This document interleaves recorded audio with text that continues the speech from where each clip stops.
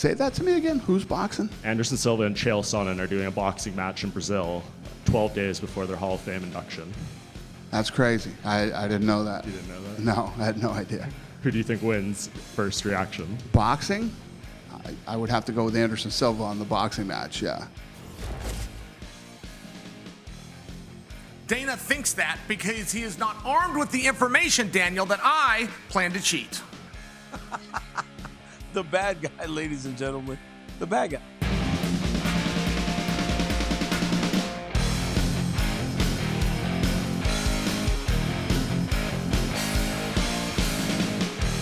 What's up, guys? Welcome to a brand new episode of Good Guy, Bad Guy. I'm Daniel Cormier. That is the bad guy, Chael Sonnen. Look, guys, we had a fantastic weekend of fights last weekend from Newark, but before we can get into all that, big news broke over the weekend that the UFC 303 press conference between Conor McGregor and Michael Chandler has been postponed.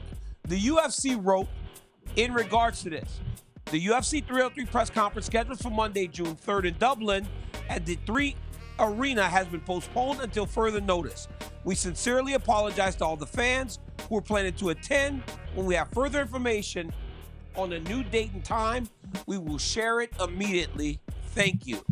This has been one of the most anticipated press conferences in a long time. But Saturday, as we were getting done with UFC 302, Dana White spoke about the antics of Conor McGregor, comparing him to John Jones in his prime, and this is what he had to say. We've seen in the past few days, there's been like some footage coming out of him having some fun in the clubs and stuff. Does any of that concern you, like 4 or 5 weeks out from the fight? Well, again, you and I, here we are. We were talking about John Jones. John Jones was doing a lot of that stuff too back in the day, and many other fighters throughout history. I don't know what's real on the internet and what's not real on the internet. I don't know timing-wise. And one of them, he's got a beard, and one of them, he doesn't have a beard. And I have no idea. I don't know if any of that's real or true or whatever. But, you know, Conor's not a dumb guy. And you know, this is obviously a big fight for him. He's calling it the best comeback in the history of sports and all that stuff. So we'll see what happens. I'll actually be with him tomorrow. So I'm flying there right now. Yeah. So I'll see what's going on. You know, the boss was anticipating going out to Dublin. He said, Chael, that he had not been back to Ireland since the McGregor versus Mayweather fight in their presser. He spoke about how great it was, how the crowd was crazy. Chael, we're talking about an arena that the UFC booked out. 10,000 fans. Tickets sold 5 minutes. This thing's canceled. What was your initial reaction to hearing that the UFC wasn't going out to Dublin for this presser? Well, and Daniel, if I can let this breathe for just a second, but I had a few thoughts on a personal experience, which was, oh no, is the fight in jeopardy? That was my first thought. But you know what, Daniel? All we can do is guess. We've been given no information from either side. I've reached out to my contacts at the UFC, in the press, Chandler's side, McGregor's side. The only one that's even getting back to me is Chandler's side to let me know they don't know anything, and there's no comment on the other side. Now, the reason I tell you that is in that situation of the UFC canceling a press conference, we now have every possible angle on the table, but it has now been revealed, if this is accurate, by the way, it's a change, but if this is accurate, that Conor's the one that canceled it. And if we're just making guesses, and that's an accurate statement that Conor canceled it, it does eliminate a few of your guesses. For example, I don't think the fight is in jeopardy.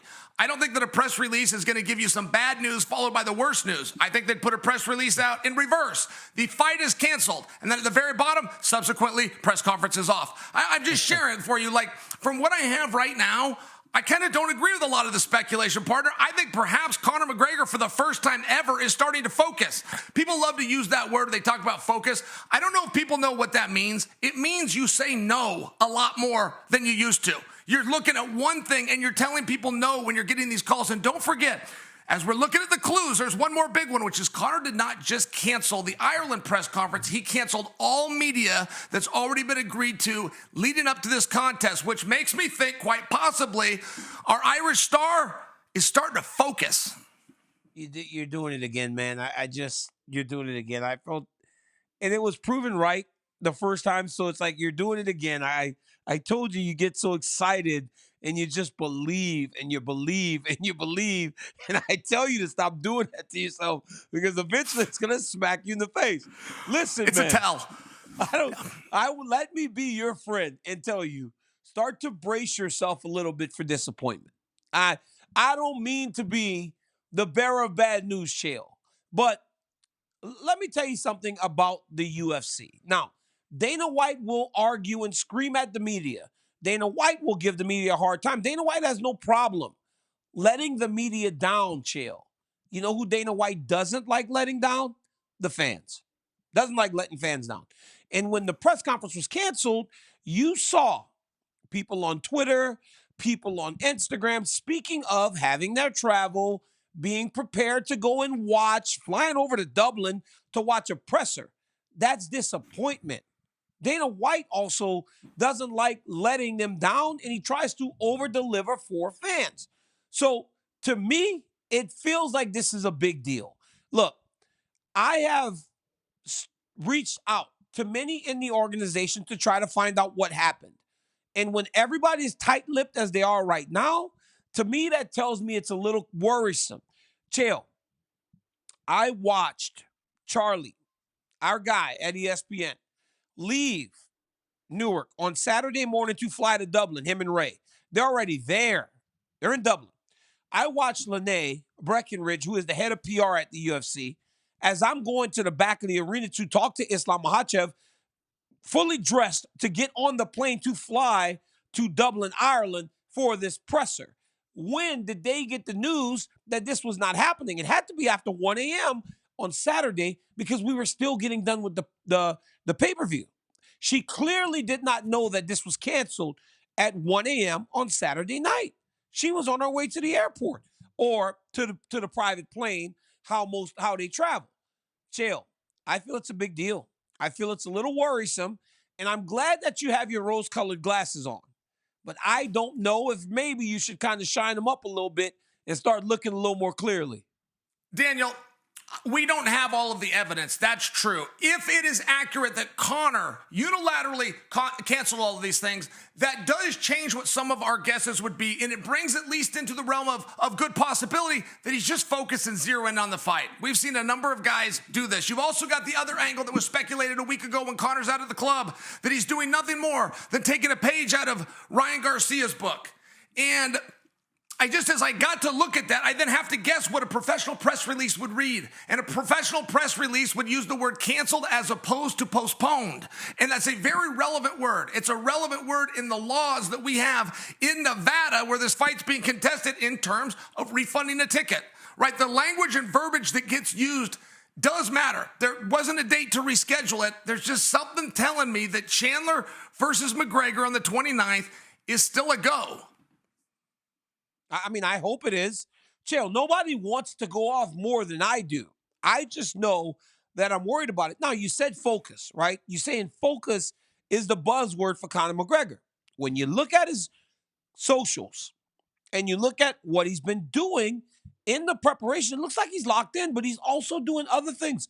Let's take a look at just Conor's preparation and how no video on this, but I've taken a look at Conor's preparation, and I watched him doing the McGregor fast. I watched him working in his speed and agility. I've watched him sparring. He seems to be locked in.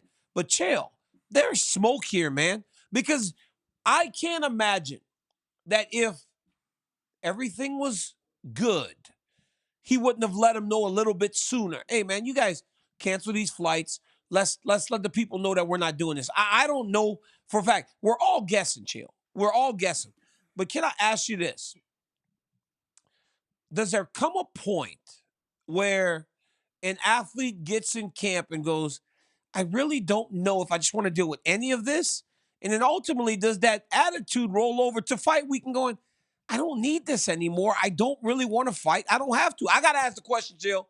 I got to know, and I know I might be being a negative Nancy, but does that come a point in that camp where kind of goes, I don't know if I want to do this?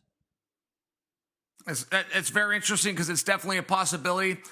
The reason I hedge away from that is just because I believe Conor would have given all the news at once. I just don't think he'd trickle it in. If the UFC were in charge of this press conference, I'm quite sure they'd start with the worst news, which is the fight on the 29th is off. I mean, they get down to the very bottom, there'd be a little asterisk that says all press has been canceled. I mean, I'm just sharing, right?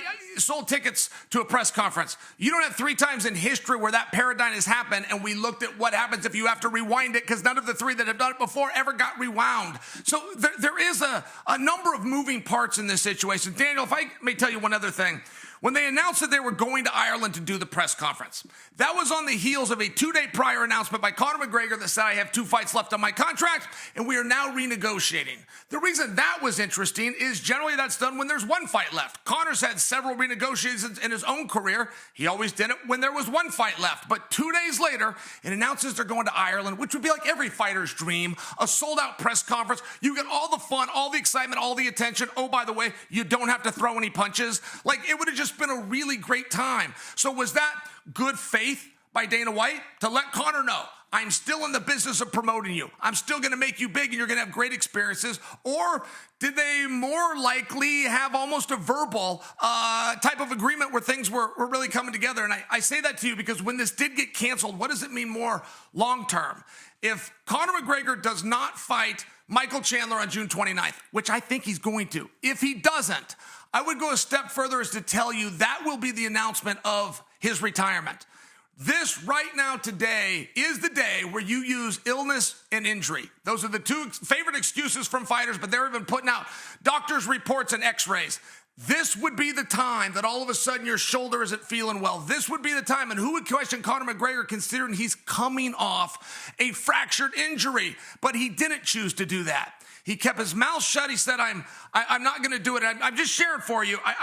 This announcement's a lot bigger than whatever ends up coming. I think the fight's going to be fine, and we're going to get an explanation for the cancel of the media.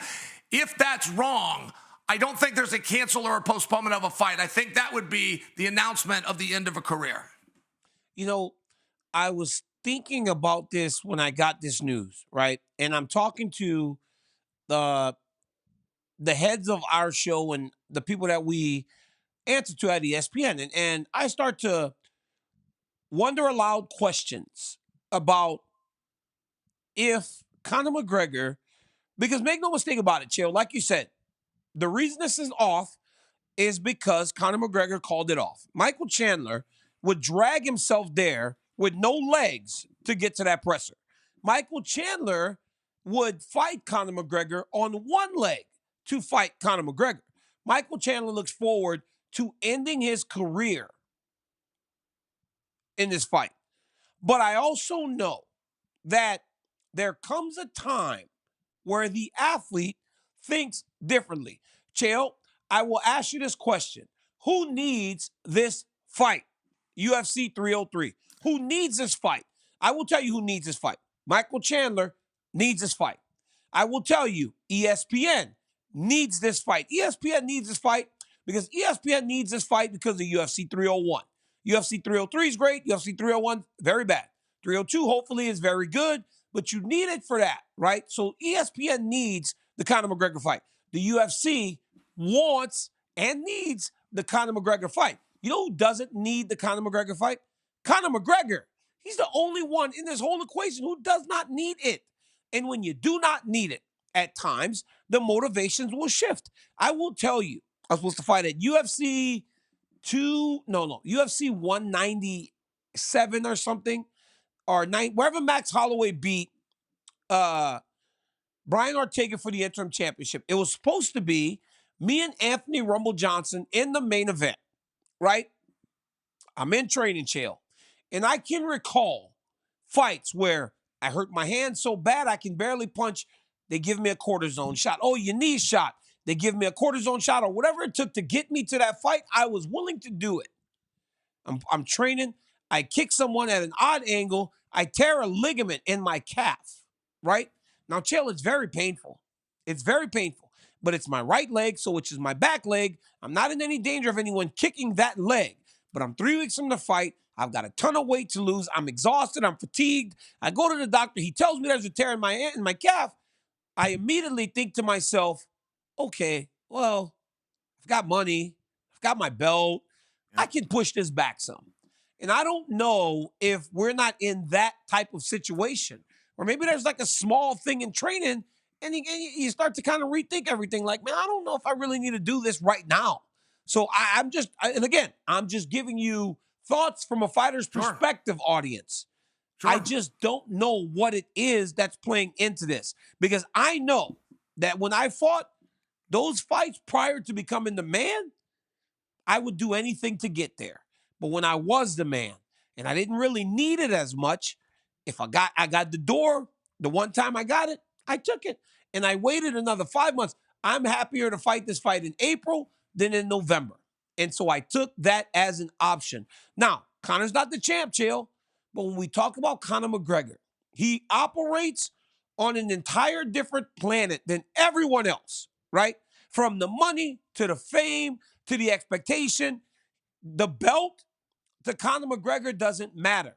Wins and losses when it comes to Conor McGregor doesn't matter. So we're talking about a level of not needing something much greater than anything we've ever seen before. And Daniel, I'll tell you this, and I loved everything you said, and you're being very fair, very measured and reasonable. Even if I have a little bit of a different idea, I will tell you, I get where you're coming from. Now, a man will live his life by a code, and that code might not be in line with standard societal policies or even laws, but he will adhere to that code at all costs.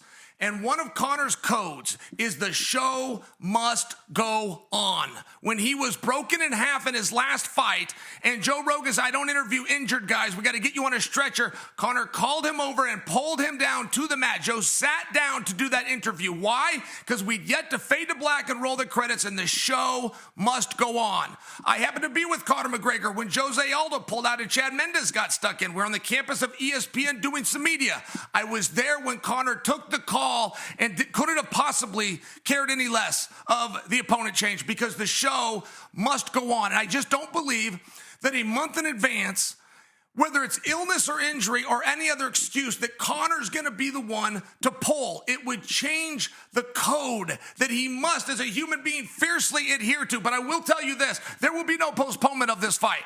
They either fight on the 29th or we move on. Oh, and by the way, the show's still going to happen. I believe Conor's going to be opposite Michael Chandler. I'm very confident in telling you that. However, if he's not, Michael Chandler versus Max Holloway for the BMF is the fight to book. I hadn't even thought about that, but that would be an option because I'm going to tell you one thing. I hate saying this because I don't want to be that guy, but if he doesn't show, you're going to need something really big because like boxing, Chael, normally you get a fight card that isn't littered with star power. And that's what we have at the end of the month. This fight is built around the return of Conor McGregor. So let's see what happens. I mean, a lot of speculation, not many answers, but I guess we will get that in the next few days. For the record, guys, we reached out to Michael Chandler, asked him to come on the show. I think Mike made the right decision by saying, I can't do it right now because he doesn't know exactly how he will approach this. But when he will be ready to speak, he said that he will come on the show and let us know what's going on and what happened. But, Chael, we got to go backwards a little bit to last weekend. Look, man, UFC 302 was a fight card that many had high expectations for. I can say, as the guy sitting next to the Octagon, I did not love the entirety of the card. A lot of decisions did not seem like the fighters it didn't produce the results that we thought. But at the end of the day, Dustin Poirier fought a really good fight against Islam Makhachev. Sean Strickland and him had a great fight. And that's all we're talking about because that's what fighting is about. The main fights have to deliver. And everything else becomes just white noise. After the fight, Dustin Poirier talked to Joe Rogan and said, this might be it. Then he got to the back of the arena and talked to Megan O'Leary. This is what he told her about his performance. I'm not sure. After the Gaethje fight was a big test for me in my personal growth. Practicing mindfulness and practicing gratitude. Because I said it yesterday or whatever, the other day with you, without gratitude, nothing's ever enough. And my cup's full, my family's good. I have my health, they have theirs. I mean, I'm chasing dreams. I'm living the life that that I could have only imagined as a kid just by chasing my dreams. You know, I came up short tonight and it hurts bad because, like I said, I know I'm not going to get another chance. You know, I'm probably not going to get another chance to be the undisputed world champion. And that meant a lot to me. And even in the fight, #1 pound-for-pound guy, defending champion on a 13-fight win streak, I felt like every time I got off the stool, I was going to win. I felt like every time I got off the stool, I was going to find a way to win. And that's fighting. That's fighting. You know, Chael, very rarely does your stock rise in defeat. For Dustin Poirier, losing in this fashion was the best case scenario. Now, there are some great fighters that have passed through the UFC. We have seen guys like Alexander Gustafsson. We have seen guys like the Korean Zombie. We've seen guys, so many great fighters that never became UFC champion. Dan Henderson, Joseph Benavidez, Colby Covington, Uriah Faber fought for the belt all these times. All these great guys that fought for the title but never truly got it. When you look at this list, do you believe Dustin sits atop it as the best fighter to never hold undisputed championship? Yeah, man, I'll play along with this undisputed little elitist club business. I will tell you, as the average person, me and everybody else watching, aside from you, we don't care what comes in front of champion, man. We don't care if it says featherweight champion, lightweight champion, heavyweight champion. That's in these guys' mind. We don't care that it said interim world champion. We don't care that BMF and some of these other things that were up to grab. I mean, 2 of Dustin's last 3 fights have been for title fights. I will just share with you, if you were to grade Dustin Poirier, he gets an A in every column. His boxing was an A. His kicking was an A. His defense was on point. His conditioning, everything about that. Islam got an A+.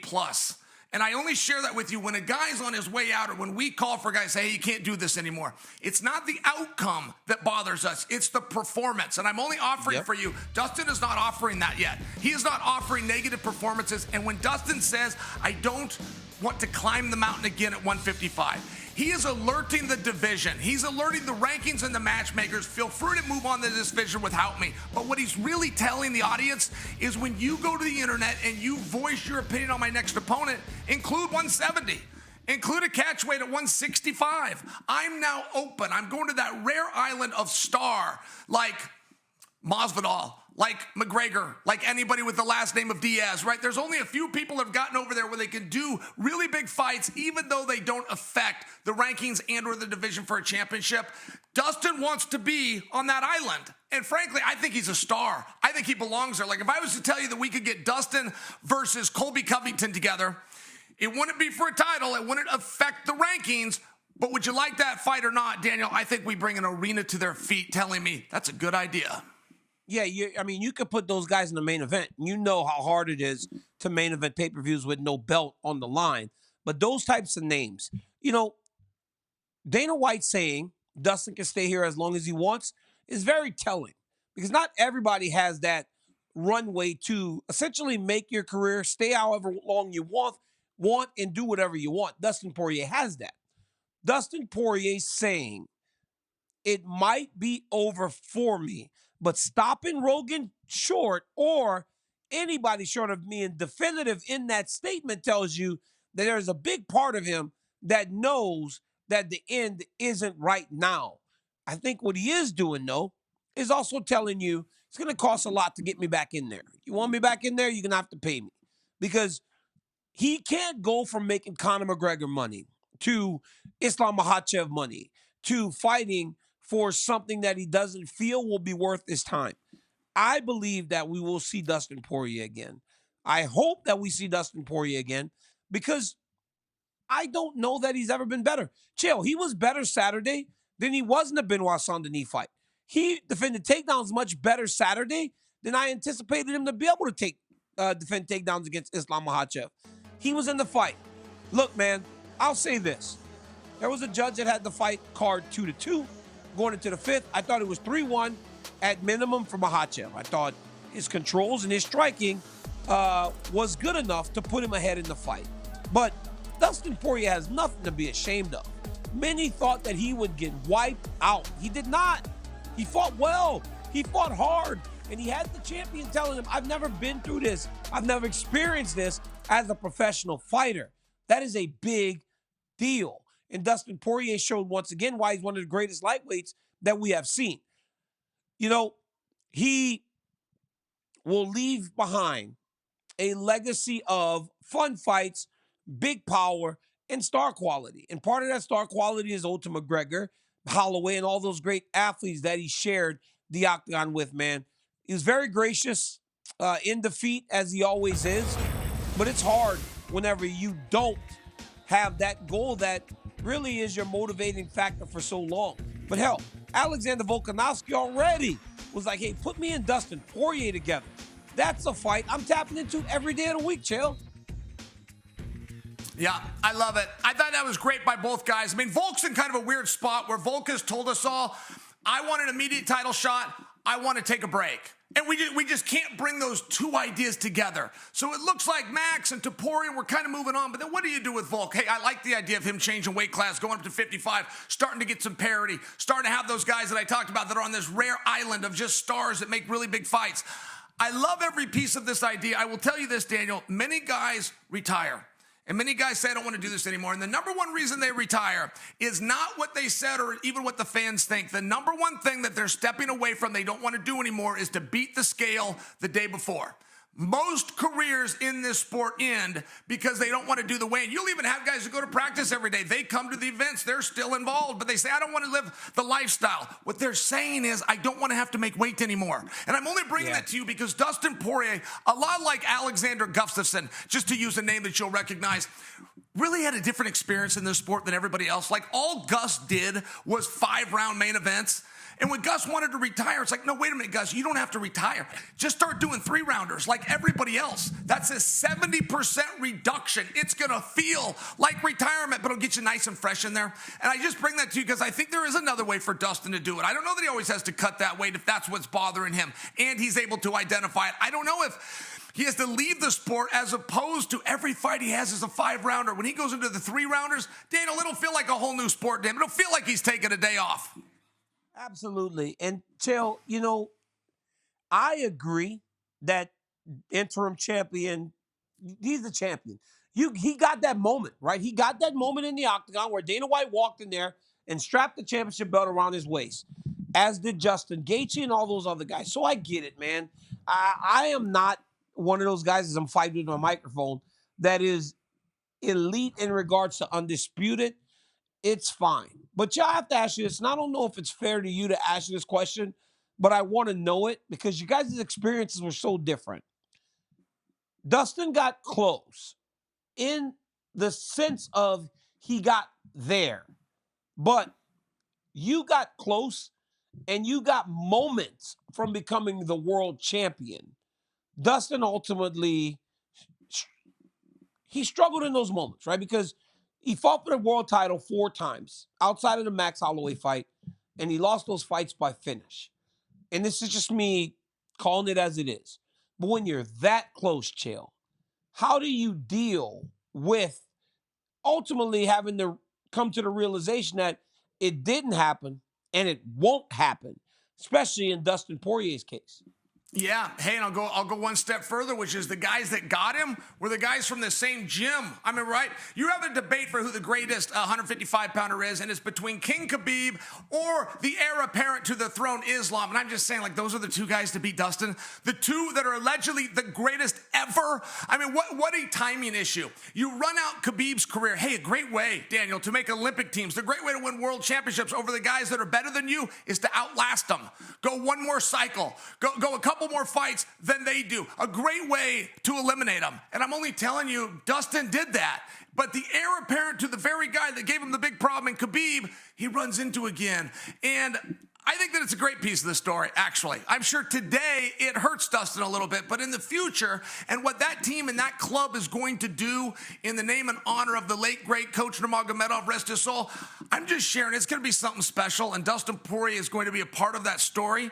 And what that will mean to him, I'm not sure, but I can tell you what his name means to those guys. I can tell you it meant enough that Khabib got on an airplane and came to the corner and said, no, watching at home and sending you a text the day before isn't enough. This is a special opponent. I know him better than anybody.